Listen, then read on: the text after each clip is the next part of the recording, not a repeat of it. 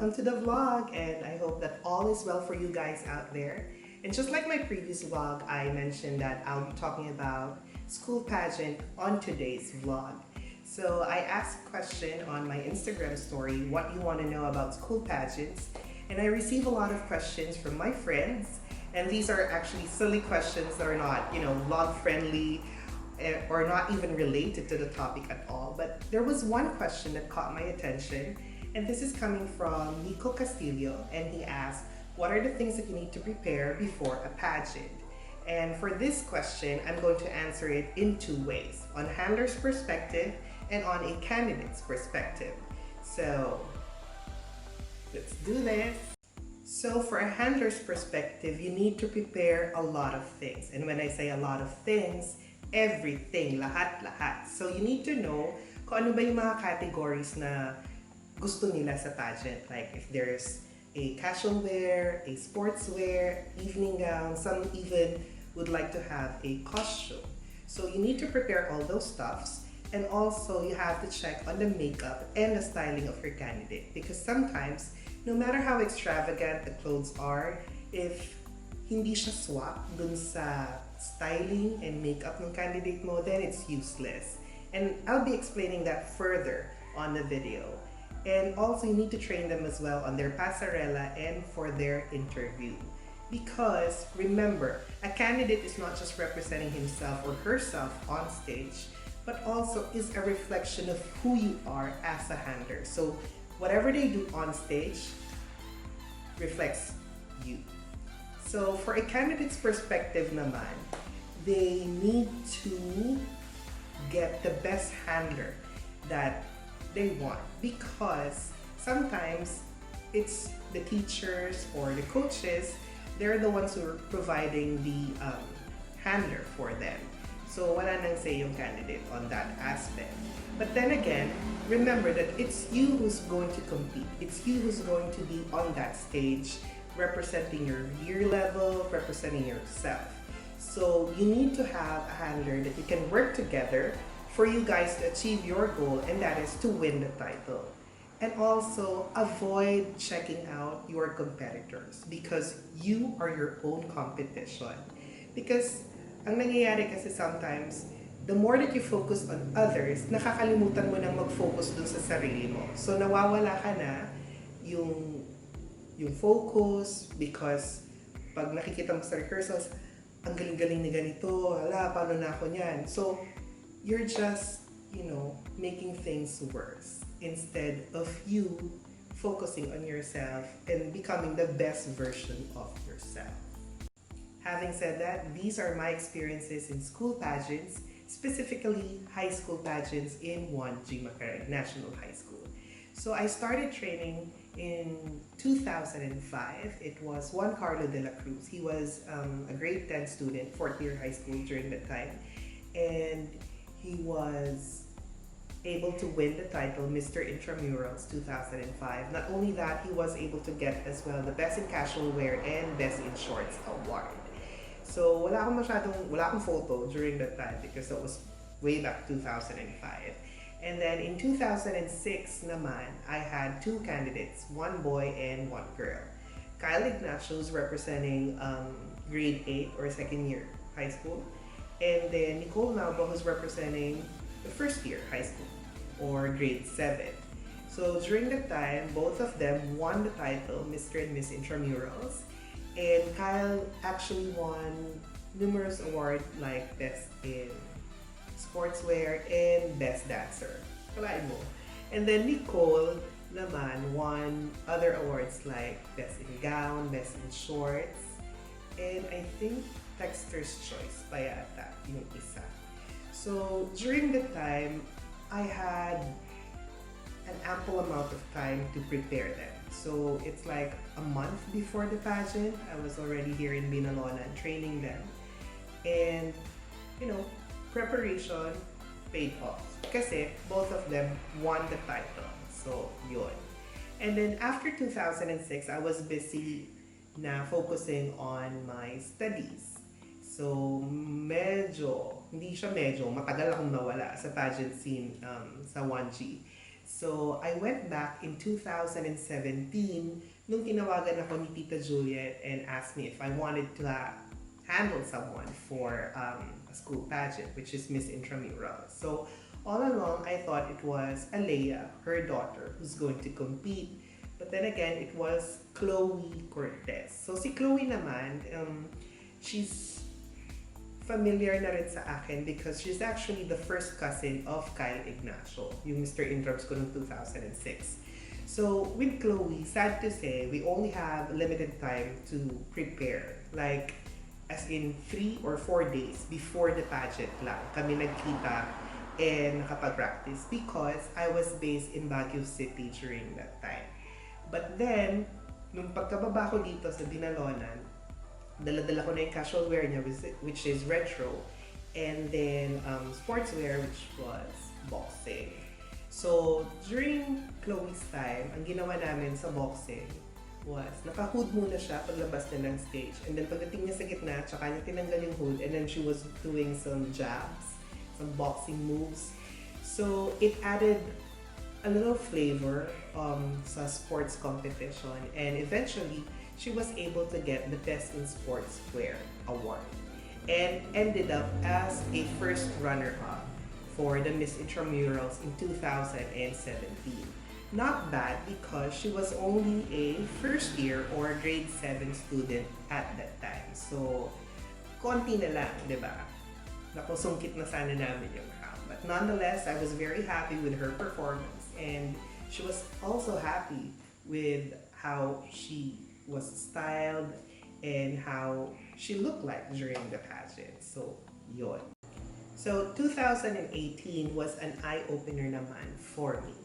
The experience was quite different with what I had during the past years. So, in 2018, I had Mark Justin, who is representing the senior high school department, and Cassandra Alvarado, who's representing grade 7 during that time. Unfortunately, both of them did not place in the pageant. But then, the performance that they have given on stage really made me realize na I did a great job pa rin, despite not being able to get the title or a runner-up position. It's just a reminder for me that maybe the standards of beauty that I have is different from the standards of those of the judges during that time. So, Mark was able to change his ways because may mga mannerisms siya na ginagawa, and yun yung kinorek namin once he gets on stage.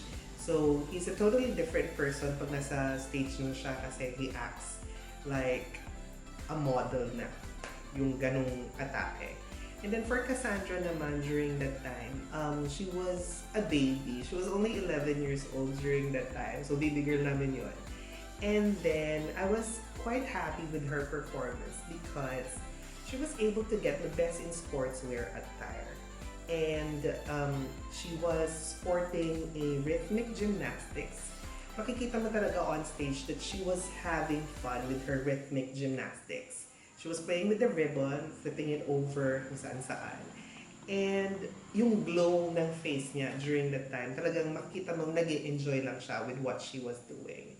And yun nga, they were not able to play, so medyo malungkot. But then, when they arrived sa backstage, all smiles silang pareho. And Cassandra was even happy that it was over, that she was able to perform well, that she was able to get at least an award during that time. So, it made me realize na kung sila nga happy, why shouldn't I be happy, diba? As their handler. And these are the types of people that are fun to work with because walang sisihan na nangyari because you work as a team. So, you win as a team, you lose as a team. So, ito yung magandang experience kasi doon mo makikita yung sense of sportsmanship on both of them. So, I hope that I will be able to get to work with them again in the future pageants na sasalihan nila. So, that's my experience in 2018. So, if in 2018 we were not able to place, we went back in 2019 with a bang. So yun, 2019 naman was I had ba yun? I had three candidates during that time. I had Avril representing grade 9, Rafe representing grade 9, and then Alea representing grade 9. So lahat sila grade 9. So with Avril, I didn't have a hard time because back in 2018, nag-training na kami for a modeling competition. So she knows na the basic walk for a pasarela. Kumbaga medyo advanced na siya. Kumbaga. And then, with Avril din kasi, she was tall, she was lean, yung body type niya, it fits all the outfits that we have here. So, hindi na kami masyadong nahirapan sa kanya. And with Avril then, she won the People's Choice Award. Yun yung nakuha niya that time. So, nakakatuwa lang because it's a vote on Facebook. So I get to monitor yung likes niya and then sinasabihan ko siya lagi na malapit na yung isang candidate na ganito. So, dagdagan pa yung sayo. So, ganun yung ginawa namin until such time she was able to get the award. And not only that, it's her first pageant and she was able to place as one of the runners-up. She was third runner-up during that time. And napasayaw namin siya during the sportswear because she was doing a dance sport for her sportswear. Hindi naman siya dancer, she's a singer. So, yun yung nakakatuwa kasi talagang ginawa pa rin niya, game na game siya to dance on stage. So, that's my experience with Avril. For Reef naman, I met him the day of the photo shoot. So, he was assigned to us by their coach. So, natatawa pa ako noong time because I was with Jim, siya yung kasama ko for the pageant. And then, nag-uunahan kami. Sabi niya, Ma'am, siya akong mag-makeup kay Rafe ha. Ganyan siya. Tapos sabi ko, wala ka namang gamit. Gamit ko kaya to, sabi niya. Tapos sabi niya, sige na, please. Ako na lang. Ganyan. So, eventually, it was Jim who did the grooming for Rafe because I was busy na focusing on the photo shoot of Avril and Alea kasi sila na yung nakasalang during that time.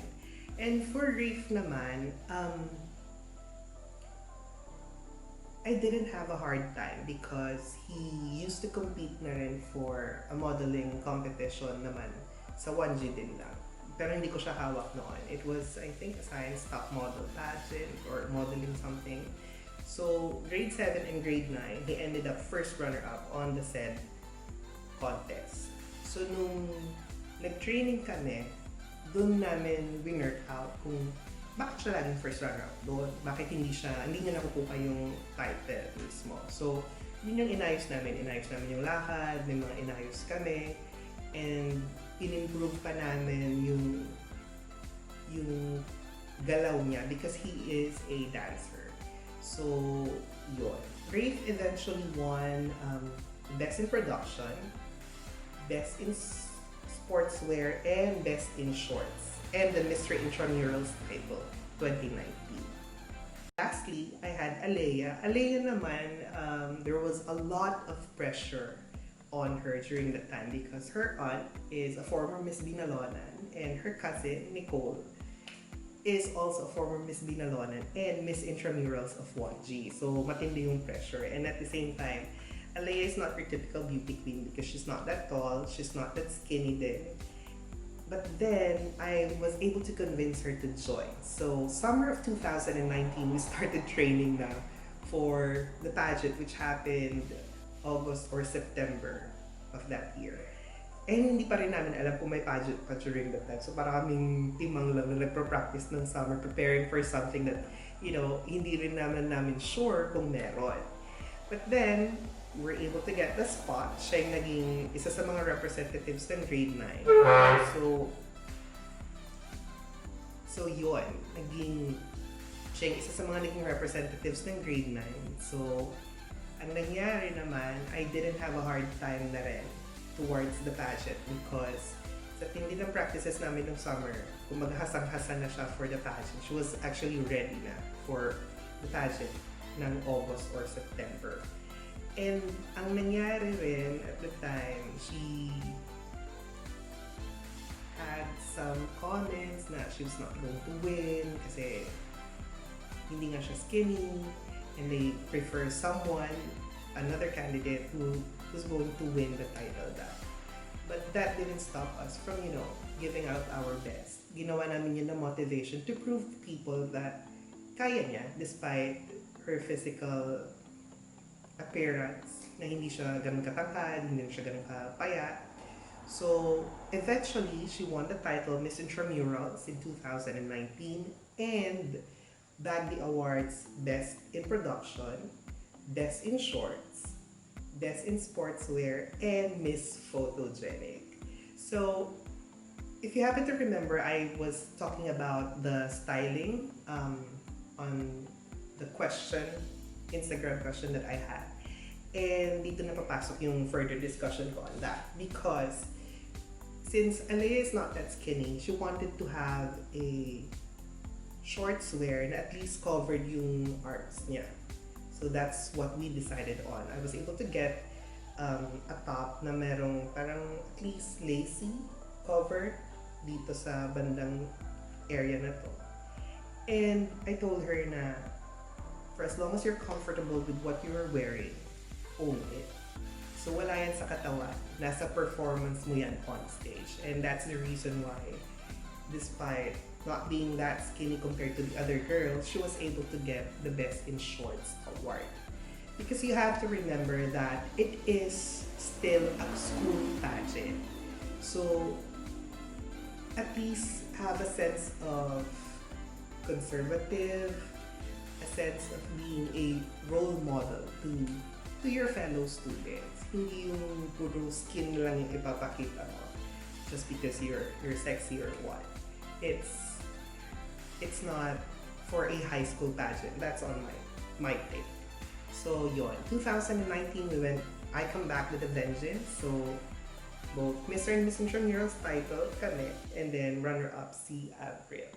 So that's my 2019 experience for the Intramurals. Towards the end of the year ng 2019 to work with Sofia Ragasa, I was asked by Juan G to be her handler when she competed for Miss Techno-Olympics representing the school.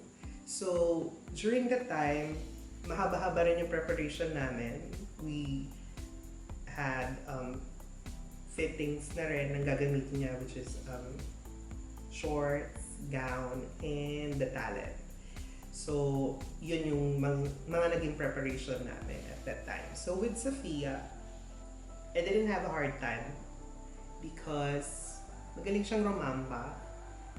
Nilagyan na lang namin ng konting twitches para mas gumanda pa, para mas maging elegant pa siya doon. And she eventually won the cluster title for Miss Techno-Olympics at Benigno V. Aldana National High School. So after nun, she was able to qualify for the district competition that was held in Villasis.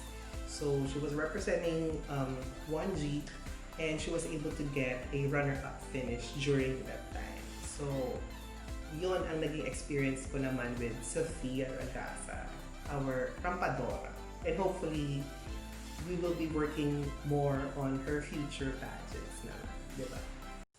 So there you go. Those are my experiences in high school pageants. So it's a humbling experience because, of course, it's not every day that you get to win. Hindi araw-araw Pasko in layman's term, kumbaga. And it's a humbling experience, and at the same time, there is always room for improvement for you to be better. So that's what I learned in high school pageants. So for next week's vlog, pressure. So next week's vlog naman, it's going to be handling foreigners in pageants. So interesting siya. I'll be talking about two girls that I've handled, one from Ghana and one from South Korea. So see you guys soon.